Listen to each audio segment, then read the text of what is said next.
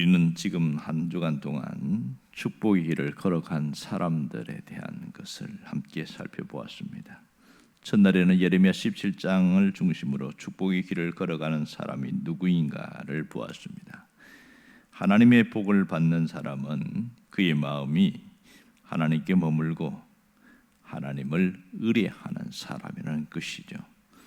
둘째 날에는 창세기 16장을 통해서 엄청난 축복을 경험한 사람 이삭에 대해서 살펴보았습니다. 하나님이 복 주시는 사람은 자신의 판단이나 경험보다 하나님이 원하시는 결정을 하는 사람이었다는 것이죠.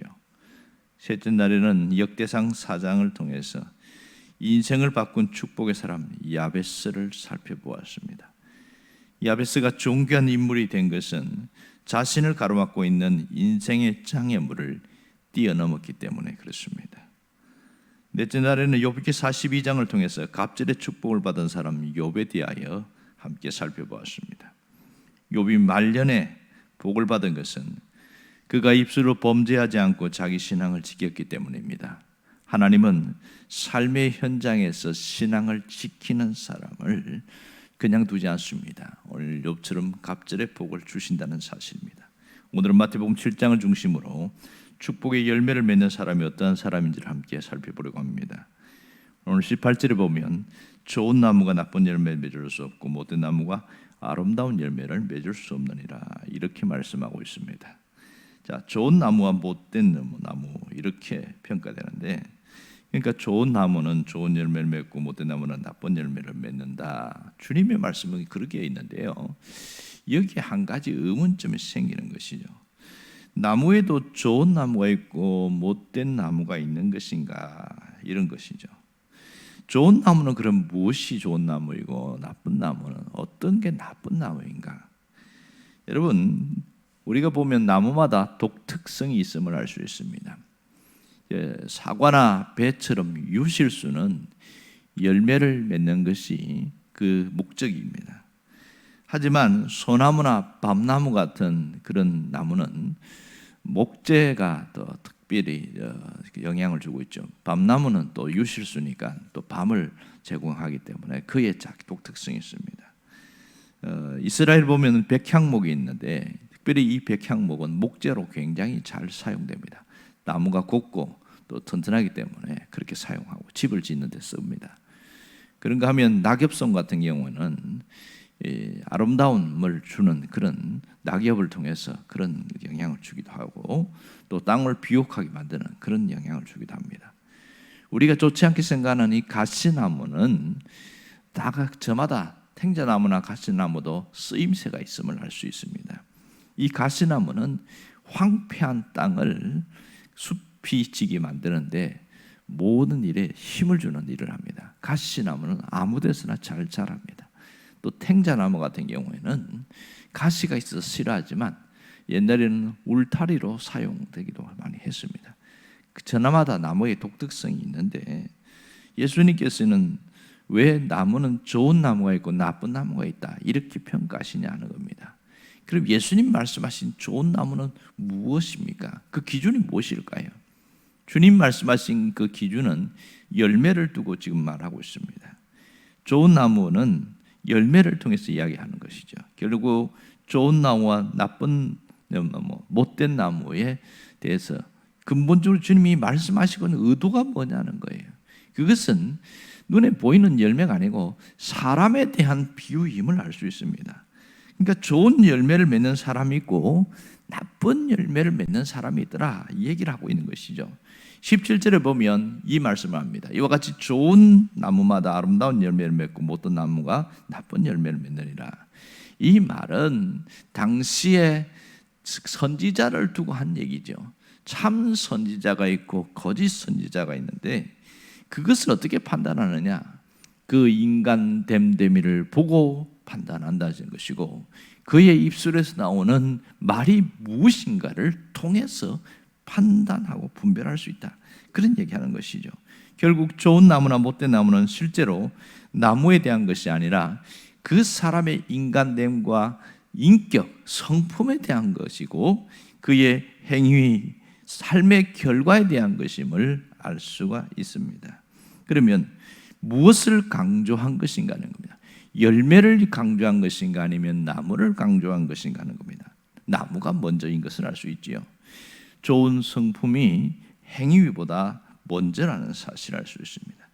결국 우리는 눈에 보이는 열매에 집중하지만 주님은 나무라는 것, 그것에 집중합니다. 나무의 근원은 어디에 있습니까? 씨에 있음을 알 수 있습니다. 그 근본은 씨에 있는 것이죠. 그래서 마태복음 13장에 예수님이 비유하실 때 보면 씨 뿌린 자의 비유에서도 나타납니다만은 좋은 씨를 뿌리면 좋은 열매를 맺게 되고 나쁜 씨는 나쁜 열매를 맺는다. 그런 것을 알 수가 있습니다. 결국은 뿌려진 그 씨를 통해서 그 결과가 나타남을 알 수 있는 것이죠. 이런 거예요. 악을 심으면 악을 거두게 된다는 거죠. 어떻게 악을 심었는데 선한 것을 거둘 수 있겠느냐? 그러한 일은 없다. 그 얘기를 하고 있는 것이죠. 결국은 악한 열매가 나타난 것은 그가 삶 가운데 악을 심었기 때문에 나타나는 결과다. 이 얘기를 하고 있습니다. 오늘 주님 말씀 통해서 우리에게 주시는 놀라운 진리, 영적인 메시지가 있습니다. 그것은 우리가 축복의 열매를 맺는 신앙인으로 살아가라. 이것이 핵심인 것을 알 수 있습니다. 축복의 열매를 맺으려면 외적인 것보다는 내적인 것, 그리고 겉으로 드러난 것보다는 속에 있는 것을 더 중시해야 한다는 것입니다. 여기에 관심을 두는 것이죠. 우리는 외적인 것은 양에 대한 것입니다. 하지만 주님은 질에 대한 것을 관심을 두었습니다. 중요한 것은 어떤 사람이 되었느냐 하는 것이지 얼마나 소유를 했느냐가 아니라는 것을 말하고 있습니다. 결국 주님이 열매를 보고 나무를 알라 이렇게 말씀하신 것은 놀라운 것입니다. 우리는 끊임없이 열매에 치중하고 있습니다. 왜냐하면 열매가 중요하니까요. 하지만 열매 이전에 나무가 중요함을 우리가 알아야 됩니다. 그러므로 좋은 것을 심으면 좋은 열매를 맺게 된다는 것이지요. 우리가 나쁜 것을 심어놓고 왜 이 모양이 되었느냐고 하는 것은 정말 안타까운 일이기도 합니다. 주님은 결과 앞에서 사람이 어떻게 반응하는가를 보고 있습니다. 그래서 성경은 갈라디아에서 유명한 말을 하지 않습니까? 사람이 그것을 무엇을 심든지 심은 대로 거두리라 이렇게 말합니다. 중요한 것은 미래는 오늘 심은 것의 결과인 것을 알 수 있습니다. 그렇다면 내가 매일매일 좋은 것을 심기 시작하면 미래는 반드시 좋은 열매를 맺게 되는 것은 사실인 것이지요. 그러므로 우리는 부지런히 좋은 것을 심을 필요가 있습니다. 예를 들자면 사랑을 심으면 사랑의 열매를 거두게 될 것이고 긍휼을 심으면 긍휼의 열매를 거두게 될 것입니다. 화평을 심으면 반드시 화평의 열매를 거둡니다. 그래서 데살로니가전서 5장에 보면 기쁨을 심으라고 이야기합니다. 그리고 감사를 심으라고 이야기해요. 왜요? 기쁨을 심어야 기쁨의 열매를 거두게 되고 감사를 심어야 감사의 열매를 거두게 되기 때문이었습니다. 왜냐하면 내가 무엇을 심든지 그것을 거두니까요. 이걸 뭐라고 표현하냐면 항상 기뻐하라 그렇게 이야기하고 범사에 감사라 이렇게 표현했을 뿐입니다. 내가 심는 대로 거두어질 뿐인 것이죠. 성령 충만한 것을 심으면 성령의 열매를 거둘 수밖에 없습니다. 늘 내가 성령 충만하려고 애를 썼어요. 이게 심는 거거든요. 그러면 그 사람에게는 성령의 열매가 맺힐 수밖에 없는 겁니다. 성령 충만한 사람이 이 성령의 열매가 아닌 다른 열매가 맺힌다. 그는 있을 수가 없는 것이지요. 좋은 것을 심었는데 나쁜 것이 거두어진다는 것은 불가능한 겁니다. 여러분, 나무의 본질이 열매에서 드러나듯이 사람의 인격과 마음도 반드시 말과 행위를 통해서 드러나게 되어 있습니다. 우리의 마음은 씨앗입니다. 말은 열매입니다. 뜻은 나무요, 행위는 열매입니다. 인격은 나무요, 공인된 것이나 평판은 열매인 것입니다. 혹시 나쁜 열매를 맺었다면 내가 무엇을 심었는지를 생각해야 합니다. 세상에 우연히 되어진 것은 없습니다. 환경이나 분위기를 탓할 것이 없다는 얘기죠. 환경이나 조건은 양의 문제이지 근본적인 씨를 바꿀 수는 없는 겁니다. 여러분, 우리 삶에 늘 우리는 바꾸어지기를 원하고 좋은 열매를 맺기를 원합니다. 하지만 우리가 관심을 갖지 않는 게 뭐냐면 좋은 씨앗을 심지 않는다는 것이 문제인 겁니다. 좋은 씨앗을 심는다는 게 뭡니까? 그것은 입술입니다.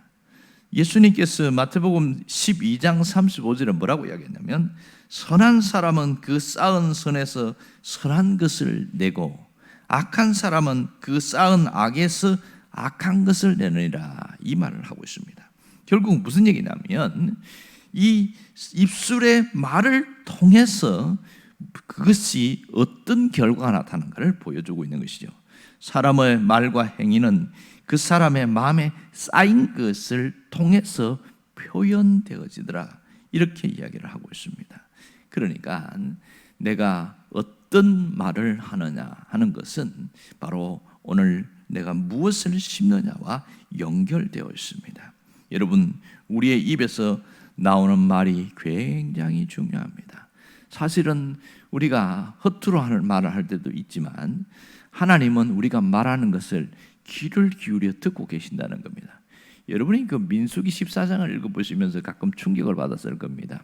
민수기 14장에서 가데스 바네아의 결정적인 사건이 나오는데 이스라엘 백성은 이제는 꼭 가나안 갈 수 있단 말이에요. 그래서 12 정탐꾼을 보냈고 40일을 땅을 참지하게 했습니다. 그런데 10명과 2명의 그 결과가 너무 달랐잖아요. 그 사람들은 어떻게 반응합니까? 10명이 보고한 부정적인 말을 듣고 부정적인 얘기하면서 애굽으로 돌아가자, 우리가 갈 곳이 아니다, 이러면서 모세와 아론을 돌로 쳐 죽이려고 하고 있잖아요. 이 엄청난 사건이 있을 때 하나님이 강력하게 드러나서 그들을 막았습니다. 그런데요, 14장에 보면 하나님이 충격적인 말씀을 하십니다. 그 뭐라고 나오냐면 14장 28절에 보면 그들에게 이르기를 여호와의 말씀에 내 삶을 두고 맹세하노라. 너희 말이 내 귀에 들린 대로 내가 너희에게 행하리니. 정말 그들이 악하게 말했고 우리는 죽을 것이다, 광야에서 죽을 것이다, 그렇게 말했던 그대로 출애굽한 1세대는 이 광야에서 모두 다 죽었습니다. 물론 여호수아와 갈렙을 빼놓고는 다 죽었습니다. 이것이 그들이 한 말대로 되어졌다는 것입니다. 오늘 우리가 하나님 앞에서 무엇을 심을 것인가는 내 입술의 말을 통해서가 중요한 겁니다. 우리가 말을 내뱉는, 무심코 하는 내뱉는 그 말이 하나님이 네가 말한 대로 내가 시행할 것이다, 충격적인 일인 것이죠. 여러분, 입술의 열매가 얼마나 중요한지 모릅니다. 이사야 57장 19절에 보면 입술의 열매를 짓는 나 여호와가 말하노라, 그렇게 말합니다. 입술의 열매를 짓는다, 이것이 우리가 심는 겁니다. 오늘 내가 감사를 심었으면 그 사람은 반드시 감사의 열매를 맺을 수밖에 없습니다. 제가 설교를 준비하면서 깜짝 놀란 게 있는데요, 저기 분당에 있는 차병원인가 거기에서, 거기가 이제 원장이 기독교인이다 보니까 미국과 호주에 있는 기독교인들에게 그 기도 부탁을 했습니다. 아주 불임, 그러니까 아기를 갖지 못하는 사람들에 대한 그런 리스트가 나와 있는데 실험을 했는데요, 이 사람에 대해서 표본을 해서 한 40명인가를 이들을 위해서 기도해 달라고, 아무도 모르는데 그냥 이름만 명단을 공개한 거예요. 그렇게 해서 기도 좀 해달라고. 이분들은 자식을 갖고 싶은데 이 몸의 상태 때문에 아이를 갖지 못합니다. 그렇게 해서 기도해서 있는 사람과 그냥 그거 없이 그냥 일반적인 치료 방법을 통해 불임을 치료하고 하면서 아기를 가지려고 하는 사람이 있는데 표본 결과가 나오는데 2배의 차이가 났다, 이렇게 나옵니다. 기도 전혀 모르는 사람이 기도했는데 그렇게 해서 나타난 결과에는 임신율이 훨씬 높았고 실제로 자식을 낳은 그런 사례들이 나타나고 있습니다. 여러분, 기도를 심었으니까 응답이 나타나는 거예요. 오늘 여러분들이 와서 기도하는 것에 대해서 심는 것이라는 걸 알아야 됩니다. 내가 어떤 마음으로 심을 것이냐, 하나님은 응답하신다, 하나님은 역사하신다, 심으니까 결과가 나온 것이죠. 그들로 그냥 되는 거 없습니다. 어떤 분이 그런 얘기하더만요. 하나님은 다 아시는데 알아서 해주면 얼마나 좋아요. 하나님은 내 형편도 아시는데 알아서 해주시 왜 굳이 기도하라고 합니까? 막 이렇게 얘기하더라고요. 그래서 제가 웃었어요. 자, 그러면서 설명을 했습니다. 뭐라고 얘기했냐면, 아무개 성도님, 잘 보세요. 아픈 사람이 있는데 하나님이 보니까 너무 이 사람이 마음이 아프고 안타까워서 그래서 그냥 낫게 해줬어요. 그러면 이분이 기도도 한 번도 한 적도 없는데 갑자기 나았어요. 그러면 정말 하나님이 나를 낫게 해줬다고 너무 감사하고 하나님께 영광 돌리고 할까요? 아니면 우연히 저절로 나았다고 할까요? 가만히 생각해 보니까 그 말도 맞거든요. 그런데 또한 똑같은 병인데 이 사람이 정말 하나님 앞에 매달리고 울면서 기도하고 그래서 병이 나았어요. 똑같이 나았어요. 하나님 불쌍히 낫게 해줬어요. 그러면 이 사람은 그 나은 것에 대해서 어떻게 반응할까요? 이것은 하나님이 하신 것이다. 하나님께 감사하고 하나님께 영광 돌리고 하나님을 더 생각하지 않겠어요? 그랬더니 고개를 끄덕끄덕 하는 거예요. 그 말이 맞네요. 여러분, 하나님 우리를 골탕 먹이려고 한 게 아닙니다. 하나님을 찾으라는 거예요. 하나님을 가까이 하라는 거예요. 그래서 우리에게 축복의 열매를 맺게 하는 겁니다.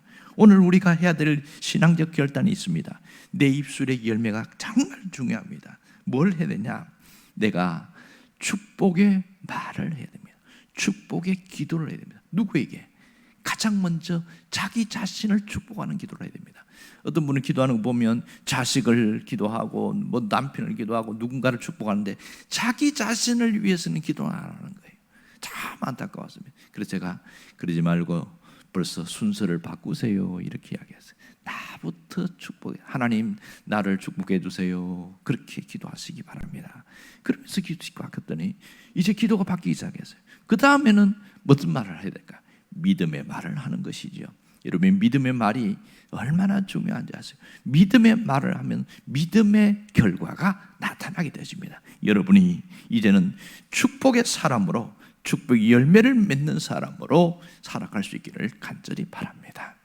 기도하겠습니다.